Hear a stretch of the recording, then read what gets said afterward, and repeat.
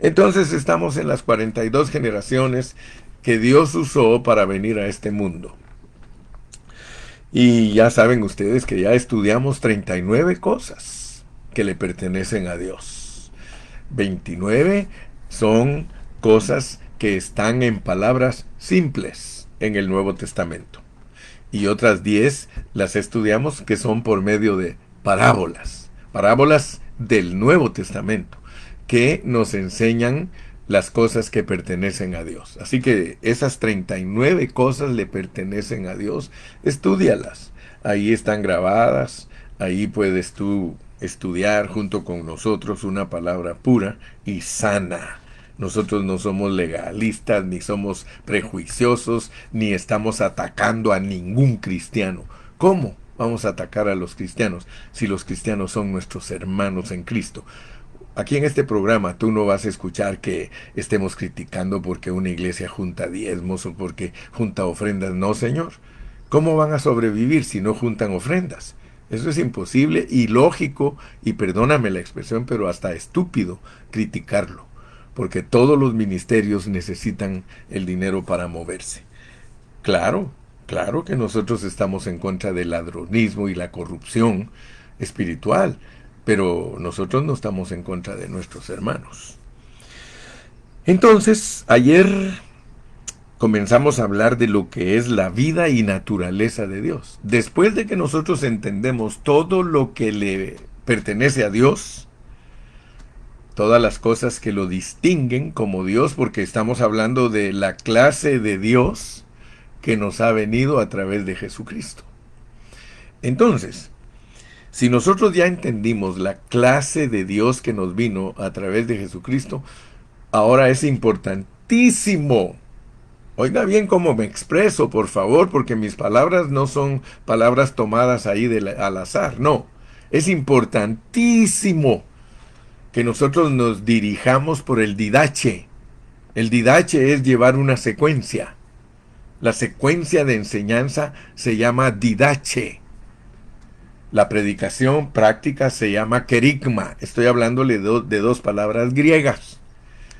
Entonces ahorita estamos en el didache. Tenemos que llevar una secuencia para que la gente pueda entender lo que predicamos.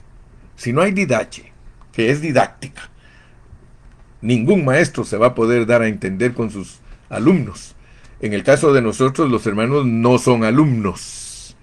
En el caso de nosotros, son discípulos. Todos los que estamos aprendiendo de Dios, creciendo en el conocimiento de Cristo, somos discípulos, no somos alumnos, porque esta no es una escuela secular. En la escuela secular son alumnos. ¿Ok? Entonces, poniendo atención al didache, venimos con esa secuencia que después de entender 39 cosas que nos muestran la clase de Dios que vino en la persona de Jesucristo, estudiamos ahora una base fundamental. Y esta base fundamental es la vida y naturaleza de Dios. Porque el propósito de Dios al hacerse hombre y al identificarse con su iglesia, con todas estas cosas que lo hacen un Dios excelente y maravilloso, es para que entendamos que Él se procesó. Dios se procesó, Él pasa por un proceso para entrar en sus hijos. Por eso ayer hice mucho énfasis, inclusive traje a colación a un hermano que conocí cuando éramos jóvenes, que él insistió en que Dios no vive adentro de nosotros, ignorando la escritura, ignorando, no ignorándola en el aspecto que no la estudió, sino que la puso a un lado, la ignoró, porque eso también es ignorar.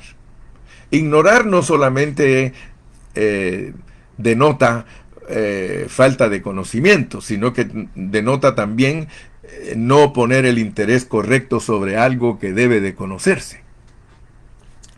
Entonces ese hermano ignoraba, como dice Pablo, y como dice el Evangelio, ¿verdad? El Evangelio dice, cuando Jesús le habló a los saduceos, les dijo, erráis ignorando las escrituras. O sea que las pusiste a un lado, no las tomaste en cuenta. Nosotros queremos tomar en cuenta la Escritura en nuestro hablar.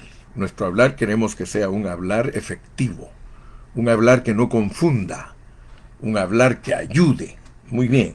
Entonces, después de entender 39 cosas, unas con palabras simples, 29, y 10 con palabras en parábola, en metáfora, tenemos que entender que Dios nos ha dado su vida y su naturaleza. Ese es el propósito de Dios al venir a esta tierra. Encarnación, vivir humano, muerte, resurrección, entronización, soplarse en sus discípulos y derramarse sobre sus discípulos.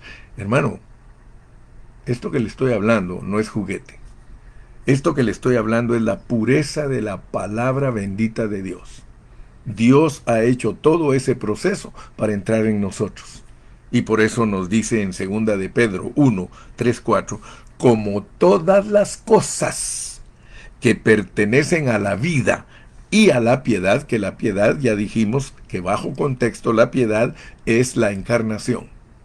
Pablo lo dice en 1 de Timoteo 3:16, dice, e indiscutiblemente grande es el misterio de la piedad. Dios fue manifestado en carne. ¿Ok? Y dice que todas las cosas que pertenecen a la vida de Dios y la encarnación, porque es la vida de Dios la que está viajando a través de todas estas generaciones para resultar en nosotros. Primero físicamente, en los primeros creyentes, y después espiritualmente en los creyentes que alcancen los fines de los siglos. Eso es importantísimo, hermano, entenderlo. Y esto no es teoría. Esto es enseñanza bíblica con pureza. No estamos engañando a nadie, ni somos manipuladores, ni estamos tratando de introducir filosofías para cambiar la forma de pensar. No, Señor. Estamos hablando de la pureza de la palabra de Dios. Como todas las cosas que pertenecen a la vida es Dios. Jesucristo mismo dijo, yo soy el camino, la verdad y la vida. Y claramente el Evangelio de Juan en el capítulo 1 nos dice, en él estaba la vida y la vida era la luz de los hombres. Muy bien, entonces estamos trabajando con el rompecabezas, porque tenemos que aprender a poner las piezas donde van si es que queremos ver la fotografía correcta de lo que Dios nos revela. Entonces, como todas las cosas que pertenecen a la vida y a la piedad nos han sido dadas por su divino poder, por su divino poder, por su divino poder. O sea que Dios, como el Espíritu Santo, porque ese es el poder de Dios, el Espíritu Santo, la electricidad se expresa por medio de la luz. ¿Cómo sabemos nosotros que la electricidad tiene expresión? Por medio de la luz. Entonces, el divino poder, fíjese, mediante el conocimiento de aquel que nos llamó por su gloria y excelencia, por su expresión y excelente manera de venir a la iglesia, por medio de las cuales nos ha dado preciosas. ¿Por medio de cuáles? ¿Cuáles? Por medio de su gloria y excelencia. Por medio de su gloria y excelencia, Él nos ha dado preciosas y grandísimas promesas. Ustedes saben que la promesa más elevada que hay es el Espíritu Santo. Cuando nosotros estudiamos cuidadosamente la promesa que Dios le hizo a Abraham, uno la encuentra bien explicada en Gálatas por medio del apóstol Pablo y nos dice que es el Espíritu Santo. Dicho en otras palabras, la promesa es que Dios se daría a sí mismo, a su iglesia. La herencia de nosotros es Dios mismo, ¿ok? Para que por ellas, llegaseis a ser participantes. Fíjese que si usted no pone atención, hermano, todo esto se vuelve un palabrerío, sin sentido. Pero si el Espíritu Santo lo guía a usted, está dándole a entender que usted y yo venimos a ser participantes de la naturaleza divina.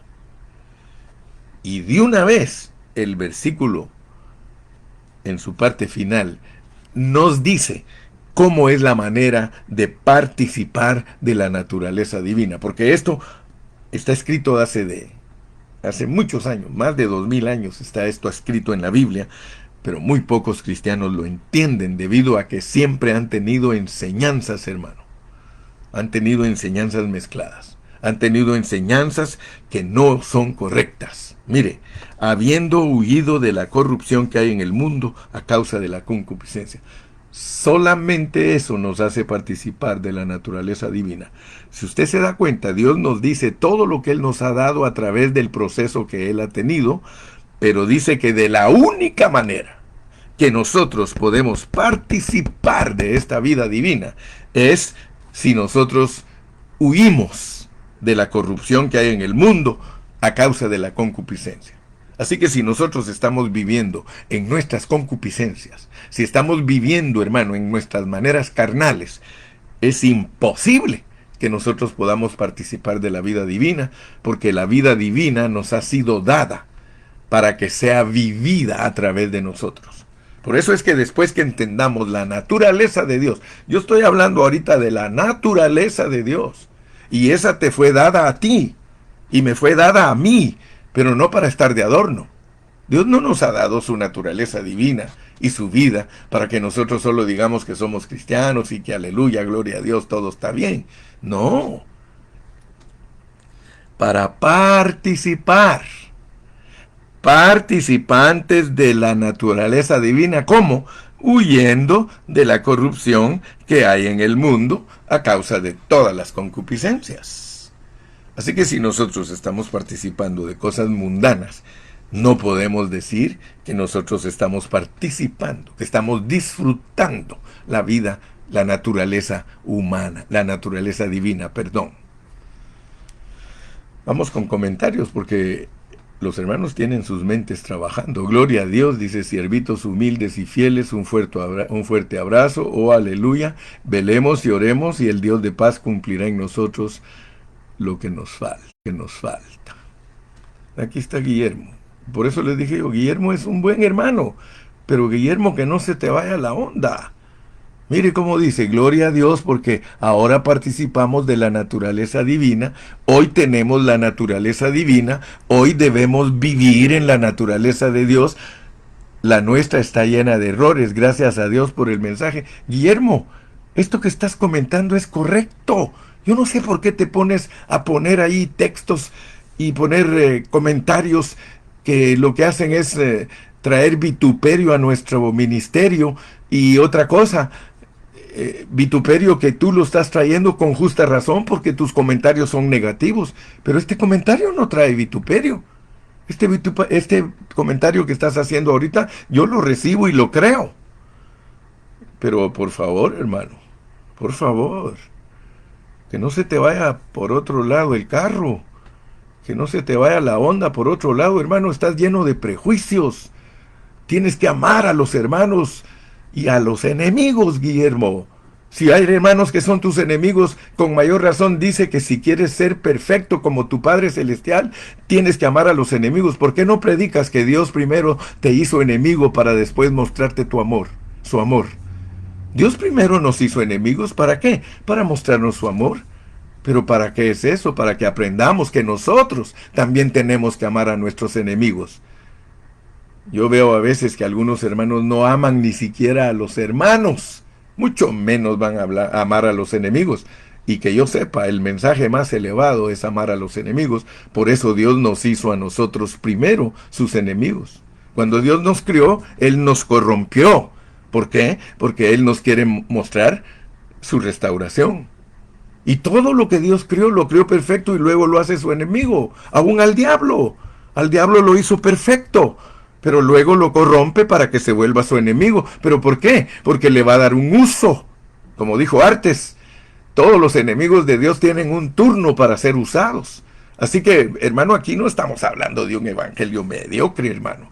Aquí estamos hablando de un evangelio profundo, de un evangelio que nos quiere llevar Dios a la perfección, a ser como nuestro Padre. Así es que hay que leer Mateo 5.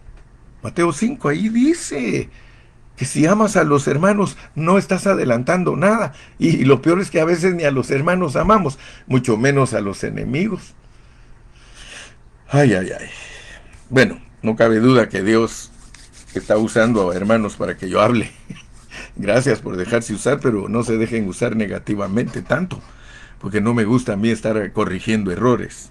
A mí lo que me gusta es predicar la palabra de Dios con pureza, con amor, porque todo lo que nosotros hacemos tiene que ser con amor, dirigido a amigos y a enemigos, con amor. Dios es amor para los que hace salir su sol si son buenos y para los que hace salir su sol si son malos. Es más, primero pone a los malos. Hace salir su sol sobre los malos, dice. Así que los malos van adelante. Aleluya. Así que mire, aquí tengo mis notas. Hay creyentes de Cristo que enseñan que nosotros no tenemos la vida de Dios en nosotros. Y ya les hablé un poquito de ese hermanito que me hizo trastraviar a mí al principio de mi vida cristiana oyendo sus enseñanzas. Entonces, no se te olvide que después de conocer las cosas que pertenecen a Dios, 39, ahora Dios quiere que tú sepas que tú eres participante, tú eres participante, tú eres participante de la vida divina y la naturaleza, porque vamos a hablar de sí, pero ¿cuál es la naturaleza de Dios? Entonces te voy a explicar lo que es la naturaleza de Dios, porque Dios te la dio para que la disfrutes y para que la vivas. Amén. Entonces Dios nos da un ciclo. El único ciclo de escapar y participar es huyendo. Huyendo. Si tú no estás huyendo de las concupiscencias, si no estás huyendo de los deseos de los ojos, si no estás huyendo de las cosas que te impiden servir a Dios con una vida genuina, entonces no estás participando de ese ciclo. No estás participando. Dice, habiendo huido de la corrupción que hay en el mundo a causa de la concupiscencia, pero antes de eso dice, ¿cómo dice? Antes de eso dice, para que por ellas llegaseis a ser participantes de la naturaleza divina. ¿Cuáles ellas? La gloria y la excelencia.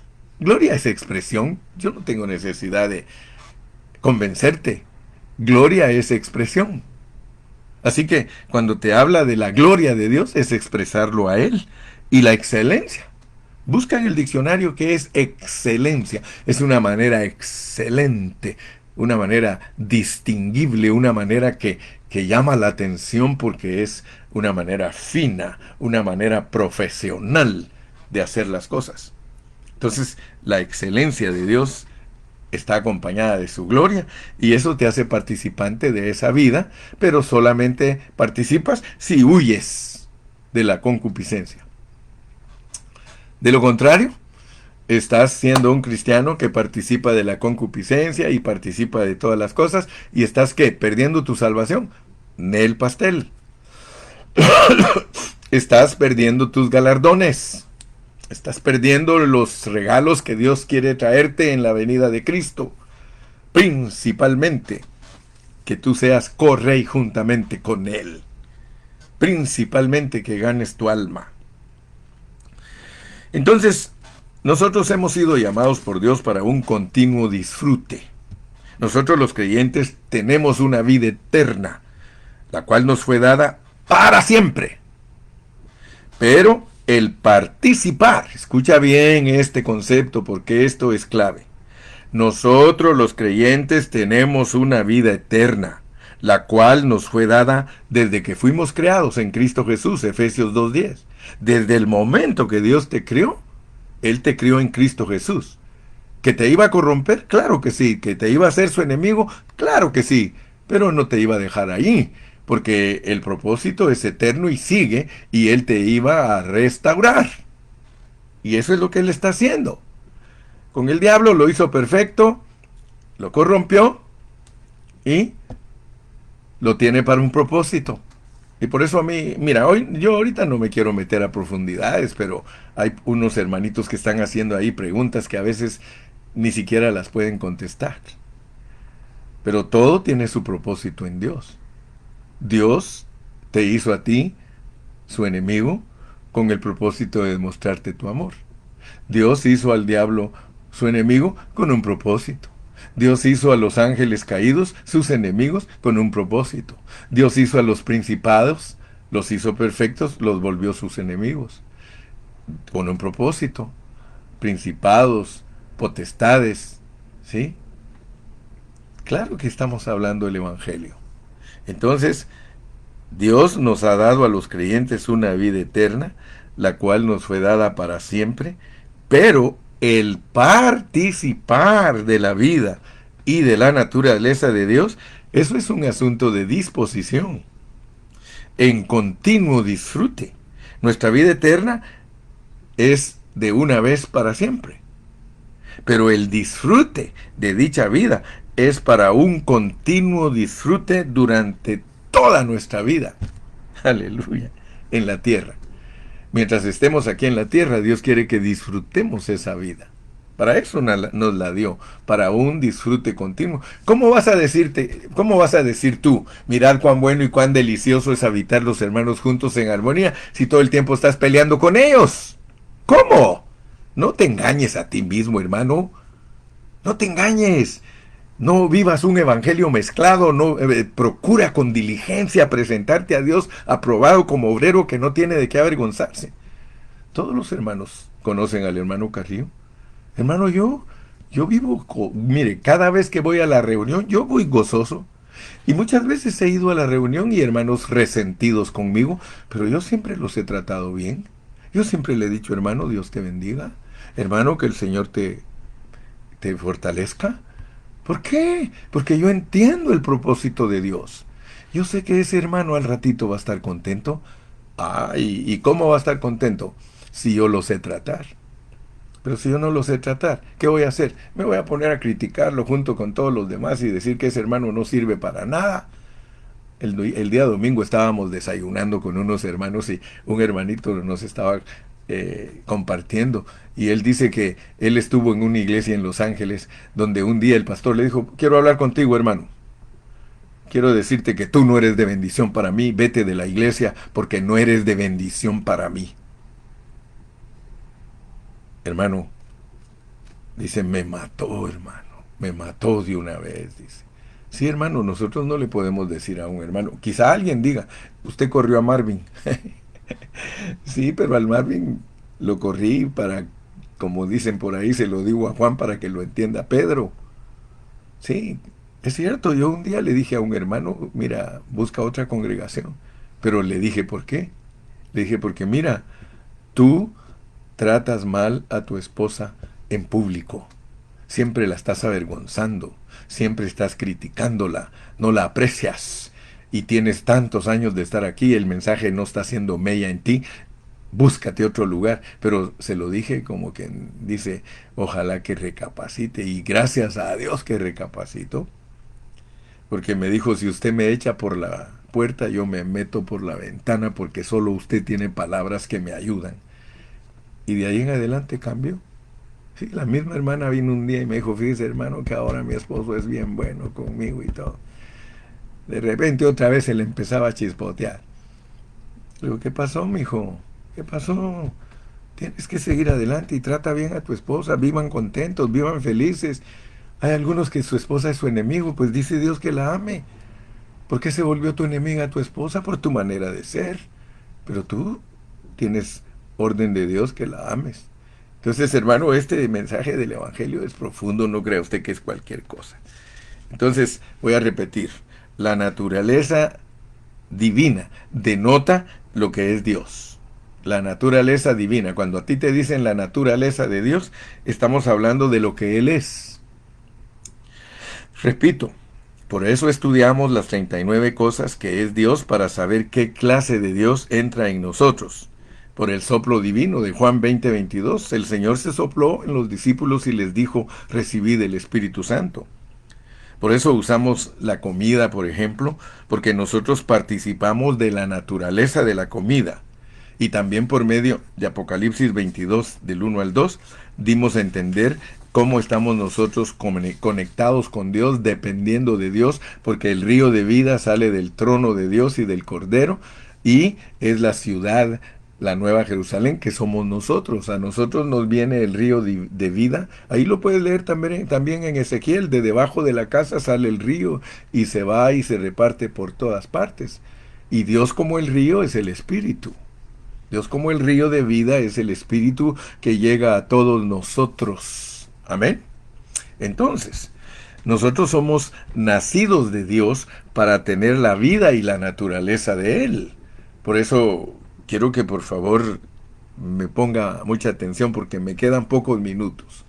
Quizá unos 20 minutos más, voy a hablar 50, pero quiero que este mensaje, que es el número 2 de la naturaleza, de la vida divina y naturaleza de Dios, se te quede grabado. La naturaleza divina denota lo que Dios es, lo que es Él, los constituyentes del ser de Dios. Nosotros somos hijos nacidos de Dios. Poseemos la vida de Dios y también su naturaleza para nuestro disfrute. La iglesia tiene la vida y naturaleza de Dios, pero no como un ente para ser adorado. Nosotros no tenemos la vida de Dios para que nos adoren. La iglesia tiene la vida y naturaleza de Dios, pero no para ser adorada. Nosotros hemos sido bendecidos con la vida y naturaleza de Dios para actuar y vivir como Él, humildes como Cristo. No somos objeto de adoración. A mí me acusan de que los hermanos me endiosan. Muchos hermanos que no nos quieren, y son hermanos de nosotros y nosotros los queremos. Porque yo respeto a todos los hijos de Dios, aunque estén contra mí. Aunque me maten, yo estoy a favor de ellos. Algunos les dicen, es que ustedes endiosan al hermano Carrillo, pero Dios sabe que yo nunca he tenido tal intención. Y por eso siempre he sido claro y les he dicho a los hermanos, yo lo único que quiero es que tú me ames. Que tengas amor por los hermanos. Entonces, la adoración es completamente para nuestro Dios. Siempre les hemos enseñado a todos a amarnos. Nosotros solo somos objetos del amor de los unos a los otros. No somos objetos de adoración. No nos endiosamos. Aunque me acusen de que los hermanos me endiosan, yo sé que no, y con eso me siento satisfecho. Porque siempre me he sentido motivado a hacerles el bien a mis hermanos. Si yo en realidad fuese endiosado, como dicen algunos, entonces sería prepotente y orgulloso. Pero no lo soy. ¿Sí? Hermano, un niño nacido de padres latinos es un niño latino. Así que, ¿qué se puede decir de una persona nacida de Dios? Es nacida de Dios. Y Dios es espíritu, tú eres espíritu. ¿Quieres leerlo conmigo, por favor? Vamos a leer en Juan capítulo 3. Juan capítulo 3. Y estoy hablándote de la naturaleza de Dios y este es el primer punto de la naturaleza de Dios. Juan capítulo 3. Juan capítulo 3. Aquí, en el versículo número 6. Por ejemplo, mira cómo dice el 6. Lo que es nacido de la carne, o sea que cuando tú naces de tu papá y de tu mamá, eso es nacido de la carne. Carne es. En tu carne tú eres carne porque naciste de la carne de tu papá y tu mamá. Y lo que es nacido del espíritu, mayúscula, espíritu es. Entonces, te quiero hablar pues de la naturaleza de Dios. Porque de acuerdo a la palabra bendita de Dios, de acuerdo al Nuevo Testamento, la naturaleza de Dios es que Él es espíritu, que Él es amor y que Él es luz. Esas tres cosas son la naturaleza de Dios. Si tú quieres verdaderamente saber cuál es la naturaleza del Dios que tienes tú adentro de ti, Él es espíritu, Él es amor y Él es luz. Juan 4:24 dice, Dios es espíritu. Entonces, si Él te dice que lo que es nacido del espíritu, espíritu es, espíritu es, dime en qué te pareces a Dios como espíritu. Porque te lo voy a decir claramente. Dios dice que Él es espíritu, Él dice que Él es amor y Él dice que Él es luz. Entonces, cuando Dios dice que Él es espíritu, nos dice a nosotros también que nosotros somos espíritu. ¿Cómo crees tú que es Dios como espíritu? ¿Cómo es Dios como espíritu? Fíjate que el contexto te dice. Porque si no estudiamos los contextos, siempre daremos nuestra opinión y nuestro propio concepto. Mira, Juan 4:24. Dios es espíritu. Y los que le adoran en espíritu y en verdad es necesario que adoren. Si tú analizas el contexto del capítulo 4 para decir lo que es Dios como espíritu, te vas a quedar asombrado. Te vas a quedar con los ojos cuadrados. Porque de acuerdo al contexto bíblico, una mujer samaritana le dijo al Señor que los judíos decían que se debería de adorar en Jerusalén y que los samaritanos decían que se debería de adorar en Gerizim, en el monte Gerizim. Y el Señor Jesús le contestó su pregunta. ¿Y cómo le contestó su pregunta? Primero le pasó rayos X, porque para que tú entiendas lo que es Dios como espíritu, te tienen que pasar rayos X. Primero le dijo, ¿dónde está tu marido? Porque esto es cuestión de tener marido, hermanos. Para entender a Dios como espíritu es cuestión de tener marido. Le dice, ¿dónde está tu marido? Y ella le mintió. Ella le dijo, no tengo. Qué triste haber estado con 5 hombres y no tener marido, hermano. Mire, no quiero dar clases de matrimonio hoy, pero aquí podría yo darles una cátedra de matrimonio, hermano, porque hay muchas que tienen marido, pero no tienen. Ay, ay, ay. Pero no ese es el tema hoy. No se asusten. Dios es espíritu. Y los que le adoran en espíritu y en verdad es necesario que le adoren. Todo lo que Dios tuvo que hablar con esta mujer, todo lo que Cristo tuvo que hablar con esta mujer, pasarle rayos X, hacerle ver la verdad, porque para eso somos los siervos de Dios, para traer la realidad a la mesa y decirle, hermano, esto y esto eres tú. Mire, yo no ando con rodeos cuando tengo que corregir a un hermano. Yo no ando con rodeos. Yo le digo, hermano, esto y esto y esto eres tú, y le pongo las cartas sobre la mesa. Y le digo, ¿lo tomas o lo dejas? ¿Quieres caminar conmigo? Caminemos correctamente. ¿Quieres caminar por tu cuenta? Vete con tus conceptos y todas tus interpretaciones. Pero si vas a caminar conmigo, vamos a caminar de acuerdo. ¿Ok? Dios es espíritu. Esa es su naturaleza. Él es espíritu. Pero aquí, mira cómo dice, le dijo la mujer, sé que ha de venir el Mesías llamado el Cristo. Cuando Él venga, nos declarará todas las cosas. Le dijo, yo soy el que está hablando contigo. Por eso te estoy diciendo que los adoradores de mi Padre tienen que tener un contenido en su espíritu. Dios es espíritu y los que le adoran es necesario que le adoren con ese espíritu minúscula, con el contenido de la verdad. O sea que eliminó los lugares físicos. Cristo ante la mujer samaritana elimina toda la religión inventada por los hombres. darle crédito al edificio, darle mucha importancia al edificio como templo. No, él le dijo, el hecho de que Dios es espíritu es para habitar, habitar.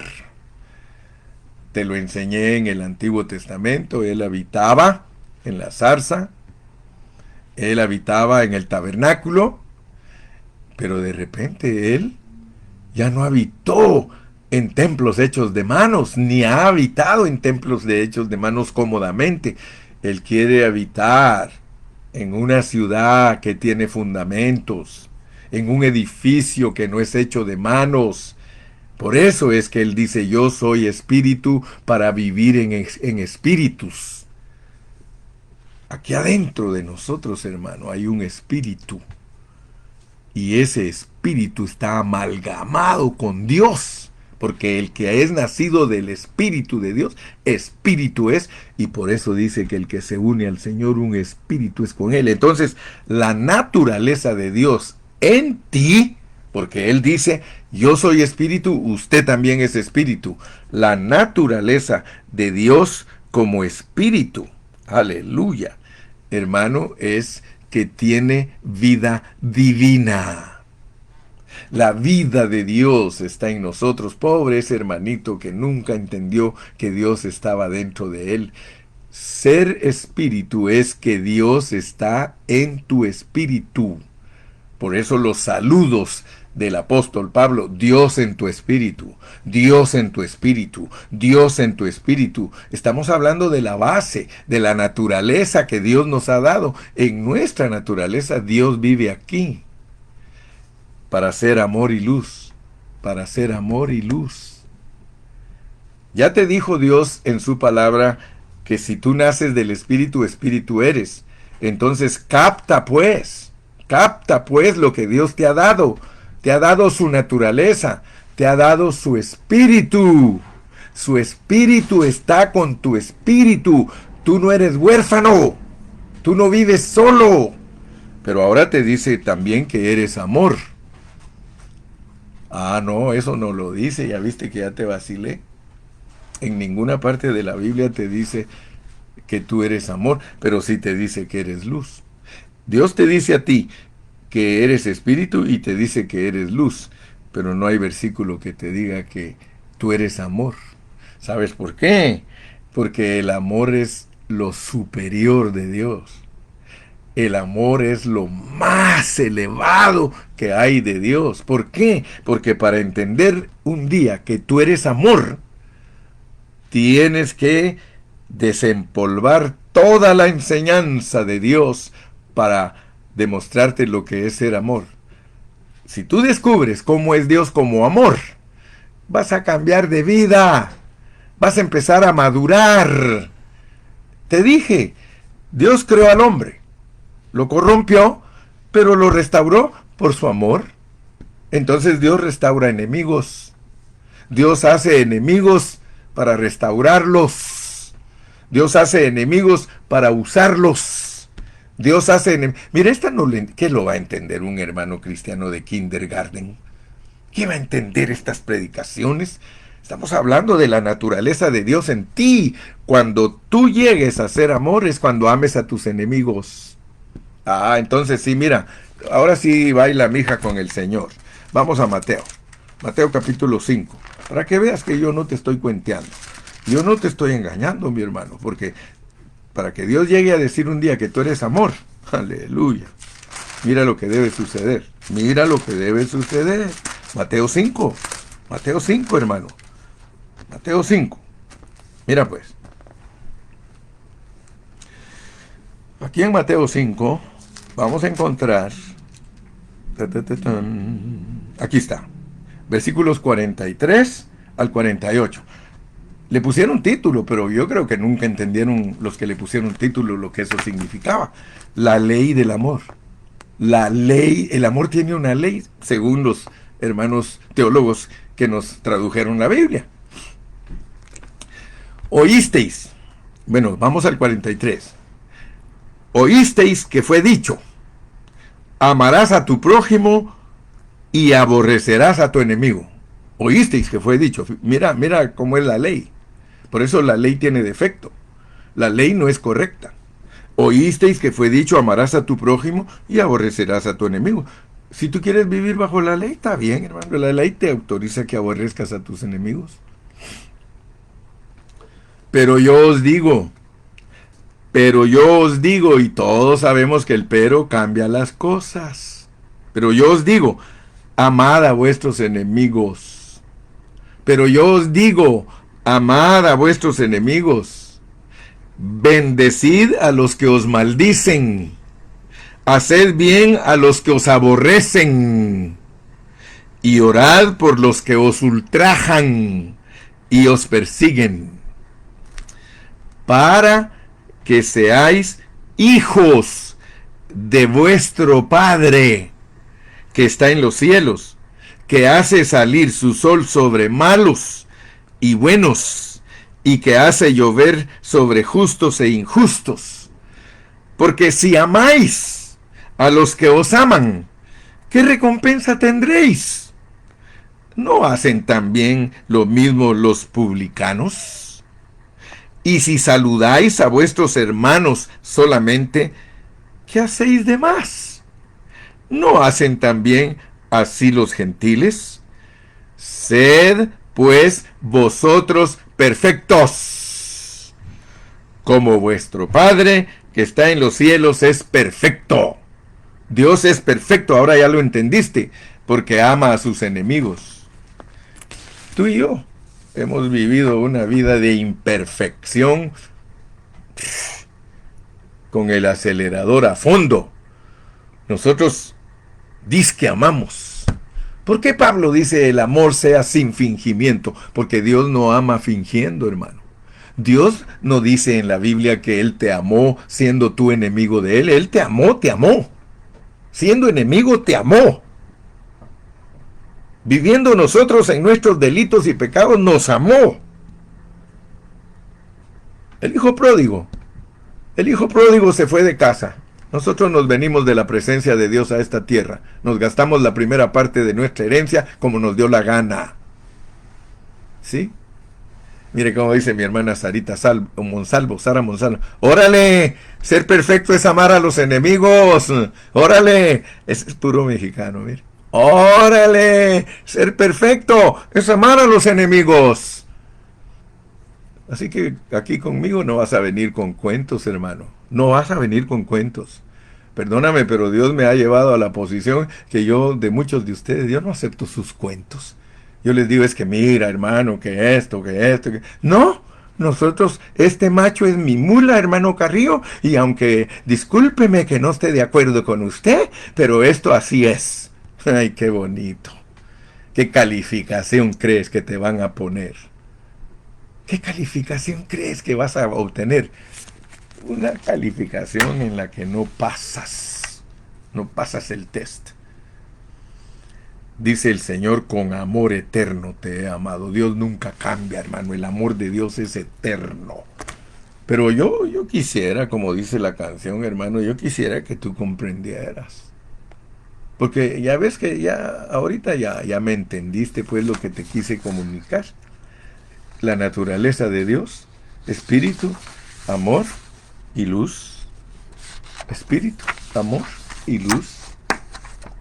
Y si tú estás viviendo como espíritu, como amor y como luz, tú eres un hijo de Dios perfecto. Bendito sea el nombre de Jesús. Te dije que te iba a predicar 50 minutos y todo lo tengo fríamente calculado.